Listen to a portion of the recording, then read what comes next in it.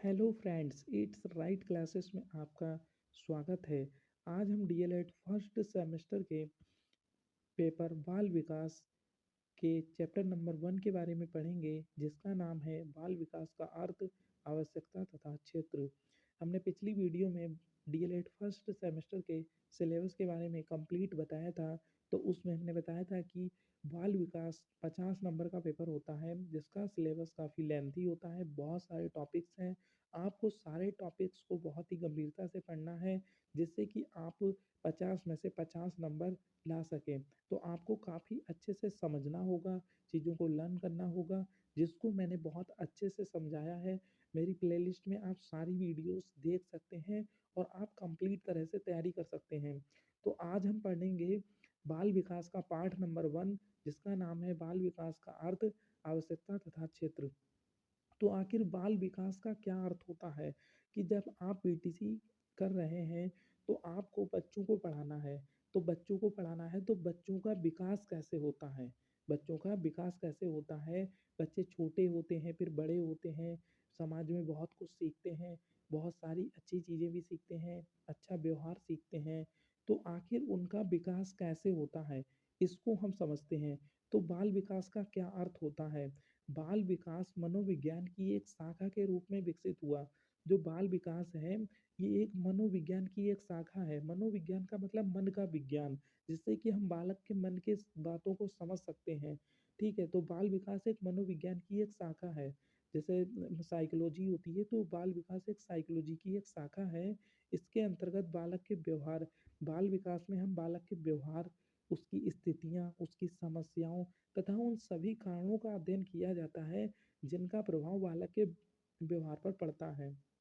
तो बाल विकास के अंतर्गत हम बालक के व्यवहार, कि बालक कैसा व्यवहार कर रहा है, अच्छा व्यवहार सीख रहा है, बुरा व्यवहार सीख रहा है, स्थितियाँ कैसी हैं उसके सीखने के लिए, किन समस्याओं का सामना वह कर रहा है अपने विकास में, उन सभी के कारणों का अध्ययन किया जाता है कि किन किन समस्याओं का सामना कर रहा है, उसके व्यवहार में ऐसे चीज़ें क्यों आ रही हैं, क्या कारण है, और उस चीज़ों का बालक के ऊपर क्या प्रभाव पड़ रहा है, उसके व्यवहार पर क्या प्रभाव पड़ रहा है। बाल विकास का यही अर्थ होता है। ठीक है, तो मेरा मतलब आपको सिर्फ समझाना नहीं है लिखा हुआ, उसके बारे में अच्छे से जानकारी देना है, अच्छे से आपको टॉपिक को क्लियर करना है। अगर आप हमारी पूरी वीडियो देखते हैं तो जाहिर सी बात है, ये टॉपिक आपके दिमाग में सेट हो जाएगा।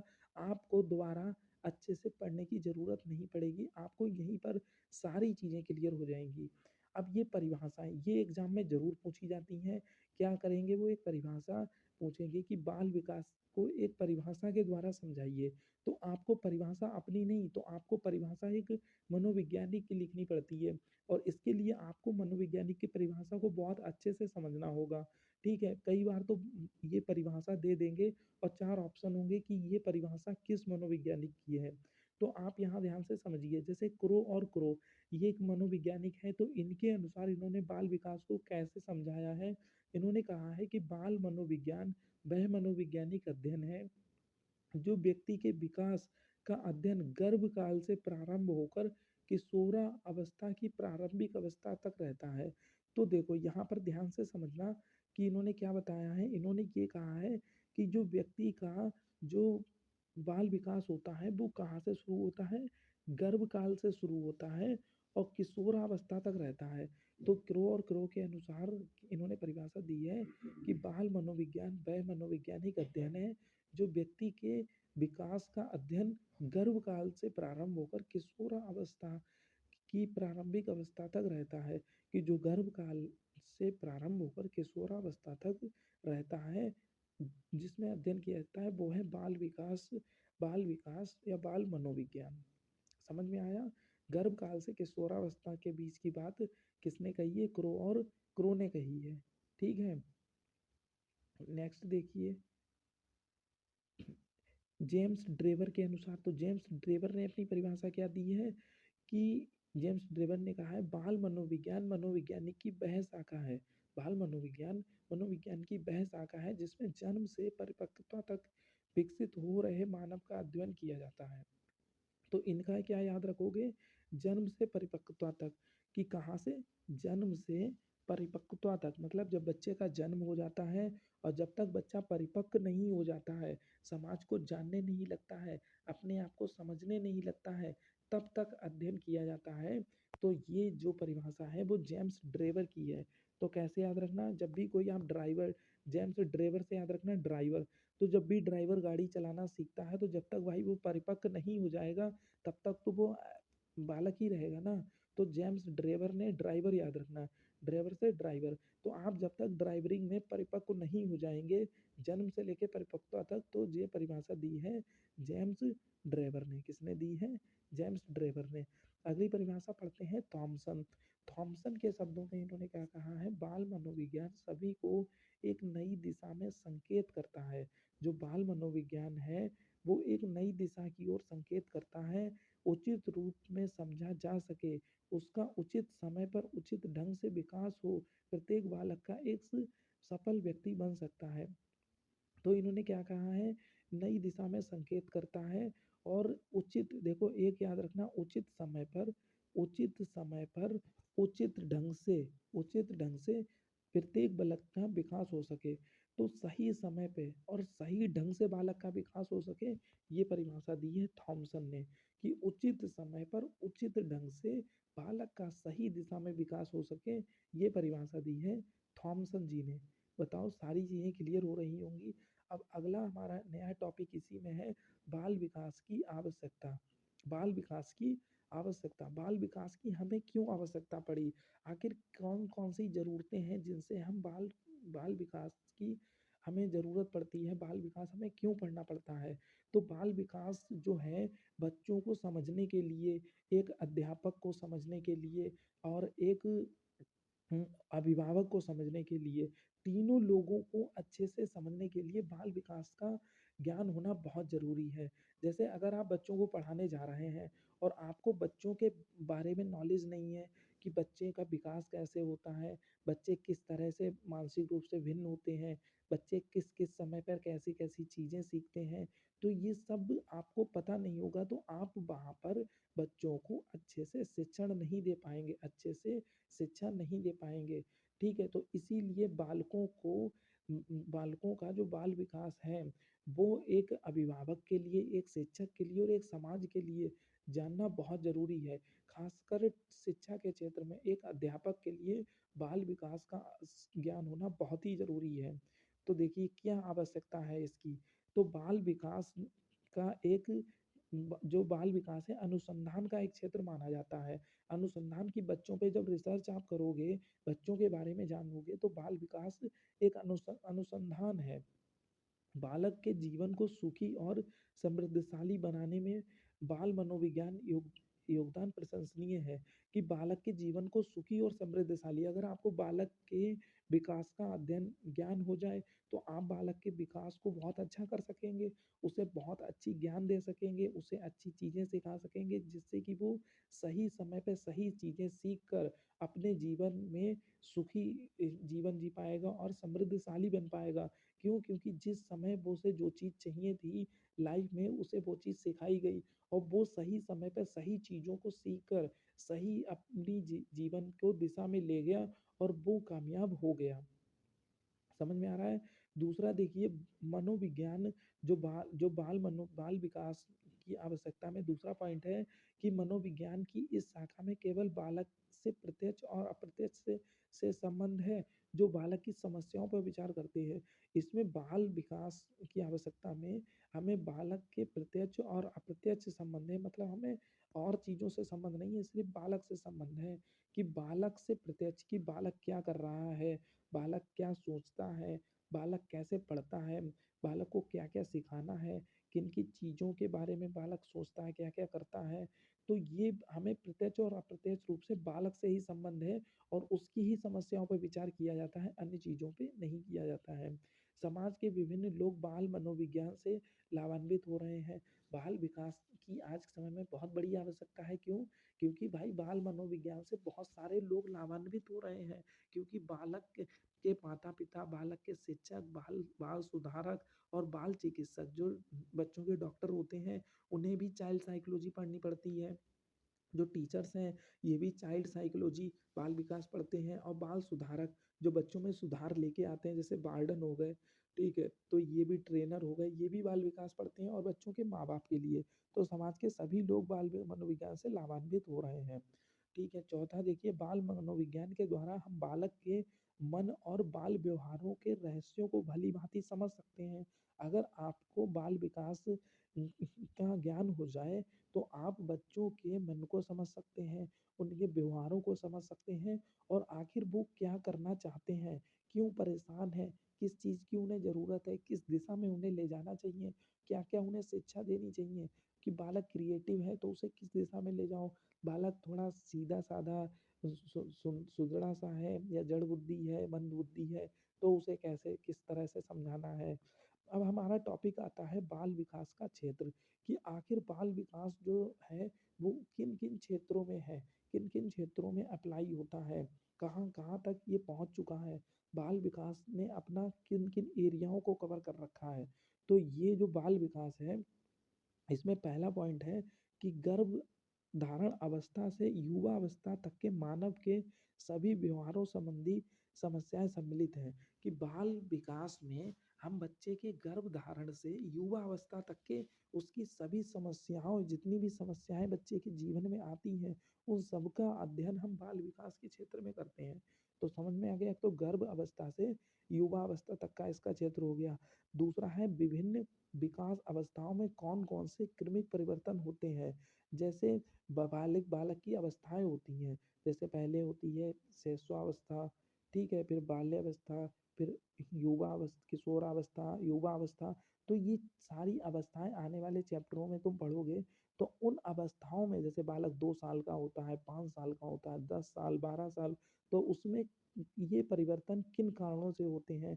जैसे बच्चा छोटा होता है तो उसमें परिवर्तन होते हैं, बड़ा हो जाता है तो उसमें अलग परिवर्तन होते हैं। तो ये परिवर्तन किन कारणों से हो रहे हैं और कब-कब होते हैं, कि बच्चा चिड़चिड़ा कब हो जाता है, बच्चा मोहल्ले के बच्चों से खेलना कब पसंद करता है, बच्चा चोरी करना कब सीखता है, ठीक है? तो ये आखिर कब करता है और क्यों होते हैं? जो बालक में परिवर्तन होते हैं, कब और क्यों होते हैं, इनका भी हम अध्ययन बाल विकास के क्षेत्र में ही कर पाते हैं। अब देखो, बाल विकास के अंतर्गत जिन समस्याओं अथवा विषय सामग्री का अध्ययन किया जाता है निम्न प्रकार से हो सकती है। बाल विकास के अंतर्गत बहुत सारी समस्याओं का अध्ययन किया जाता है, तो वह निम्न प्रकार से हो सकती है।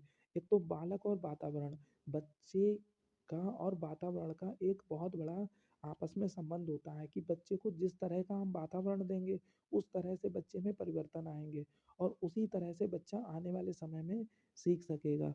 अगर बच्चे को हम बहुत अच्छे से सिखाते हैं, अच्छा भाषा सिखाते हैं, अच्छा व्यवहार सिखाते हैं, तो बालक का वैसा ही व्यवहार बन जाता है।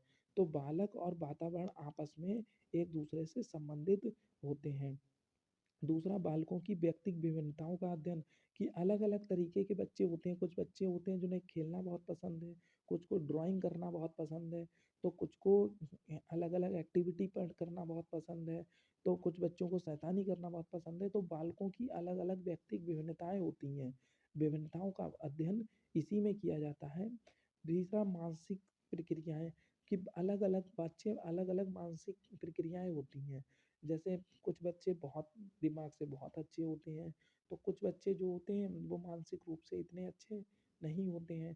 कुछ बच्चे जो होते हैं जड़ बुद्धि होते हैं, कुछ पिछड़े बच्चे होते हैं, कुछ प्रतिभाशाली होते हैं। तो ये मानसिक प्रक्रियाएँ जो होती हैं, कुछ बच्चे कुछ चीज़ों को बहुत जल्दी से सीख जाते हैं, कुछ बच्चे उन चीज़ों को धीरे-धीरे करके सीखते हैं, तो मानसिक प्रक्रियाएँ हो गईं। बाल-बालिकाओं का मापन, इसमें हम बालक और बालिकाओं का मापन कर पाते हैं, कि बालक इतनी एज में क्या सीख लेता है, बालिकाएँ इतनी एज में क्या सीख लेती हैं। और बालक और बालिकाओं के व्यवहारों का अध्ययन कर पाते हैं, ठीक है? उनके मानसिक संक्रियाओं का अध्ययन कर पाते हैं, उनके सामाजिक वातावरण का अध्ययन कर पाते हैं बाल-बालिकाओं के मापन में। 5वां है बाल व्यवहार और अंतःक्रियाएँ, कि बालक कौन-कौन से व्यवहार करता है। बालक माँ-बाप के संग कैसा व्यवहार करता है, समाज के संग कैसा व्यवहार करता है, विद्यालय में कैसा व्यवहार करता है, इन सभी की अंतःक्रियाओं का अध्ययन हम कर पाते हैं इसमें।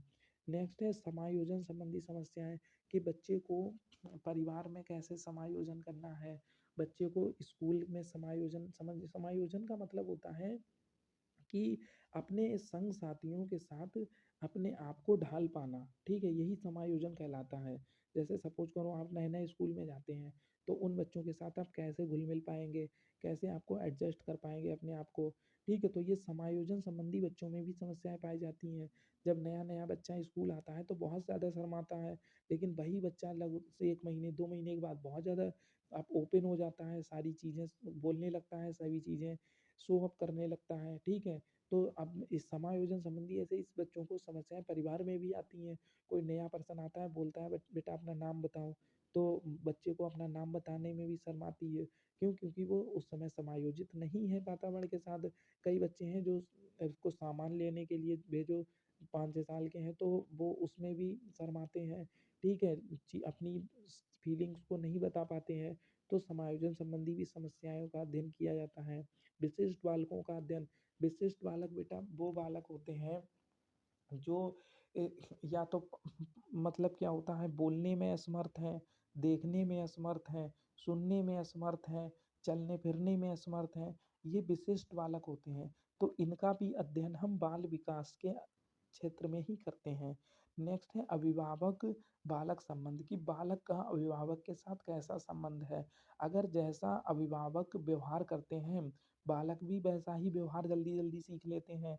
तो बालक और माँ-बाप में बहुत अच्छा संबंध होना चाहिए। बच्चे का व्यवहार मतलब माँ-बाप के साथ ऐसा होना चाहिए जिससे कि वो बच्चा अपनी सारी चीज़ें माँ-बाप को बता सके। माँ-बाप भी उनकी सारी फीलिंग्स को, उनको क्या ज़रूरत है, क्या चीज़ किस दिशा में उन्हें ले जाना है, किस क्षेत्र में बच्चा ज़्यादा इंटरेस्ट ले रहा है, ठीक है? बच्चा सारे काम समय से कर रहा है, नहीं कर रहा है, ठीक है? उसकी दुःख, परेशानी को समझना माँ बालक और अभिभावक के बीच एक बहुत अच्छा संबंध होना बहुत ज़्यादा ज़रूरी है। तो ये आपका जो चैप्टर नंबर 1 है, वो आपका कंप्लीट हुआ। इसमें आपने देखा, ठीक है, मैं बताऊँ इसमें आपने क्या-क्या पढ़ा? बाल विकास का अर्थ, आवश्यकता तथा क्षेत्र में बाल विकास का अर्थ, इसमें आपको ये बाल विकास का अर्थ पढ़ना है। परिभाषाएँ जो आपको 3 हैं, क्रो और क्रो के अनुसार, जेम्स ड्रेवर के अनुसार, थॉमसन, ये आपको तीनों परिभाषाएँ याद कर लेनी है। बाल विकास की आवश्यकता में बाल विकास की आवश्यकता कहाँ-कहाँ पड़ती है, ये आज आपने पढ़ा है। फिर बाल विकास का क्षेत्र, कि बाल विकास का क्षेत्र कहाँ-कहाँ है और किन-किन बातों का ध्यान रखा जाता है। सिर्फ़ आपको ये पॉइंट्स डालकर ही एग्ज़ाम में लिखना है। आप लिख देंगे वातावरण और बालक। इसलिए मैंने बहुत ज़्यादा डीपली नहीं नोट्स बनाए हैं, बहुत शॉर्ट नोट्स बनाए हैं। अगर आप ये इतना ही पढ़ के अच्छे से याद कर लेते हैं, 1-2 बार वीडियो आप देखिए, तो आपको बहुत अच्छे से समझ में आ जाएगा, ठीक है? अगर आपको सारी चीज़ें एक बार में नहीं समझ में आती है, तो आप 2 बार देखिए, वीडियो को समझिए अच्छे से, जो मैं कहना चाहता हूँ उसको आप थोड़ा ध्यान लगाइए और थोड़ा अपना भी प्रकाश डालिए ज्ञान का, जिससे चीज़ें आपको अच्छे से समझ में आ जाएँ। और ये मैंने अपने आप बहुत शॉर्ट नोट्स बनाए हैं, अगर आप इनका अध्ययन करते हैं, तो आप 100% एग्ज़ाम में 100% नंबर लेके आएँगे, ठीक है? अब मैं आपको सारी वीडियोज़ प्रोवाइड कराऊँगा, प्लेलिस्ट में देखिए, आपको सारी वीडियोज़ मिल जाएँगी। आप एक-एक करके सारी वीडियोज़ को देखिए, ठीक है? और प्रैक्टिस कीजिए, ठीक है? आने वाले समय में मैं प्रैक्टिस सेट भी करवाऊँगा, जो इम्पोर्टेंट प्रीवियस ईयर के क्वेश्चन हैं, वो सारे करवाऊँगा, ठीक है? आप 100% अच्छे फुल 50 में से 50 नंबर लेके आएँगे, ठीक है? तो ये आपको वीडियो कैसी लगी, कमेंट में लिख के ज़रूर बताएँ। वीडियो के लिए आप एक ज़रूर लाइक कर दीजिए मेरी मेहनत के लिए, और इसी तरह की वीडियोज़ मैं आपके लिए देता रहूँ, इससे आप मेरे चैनल को सब्सक्राइब कर दीजिए और सपोर्ट कीजिए, जिससे कि मैं आपको आपकी पढ़ाई में 100% मार्क्स दिलाने में मदद कर सकूँ।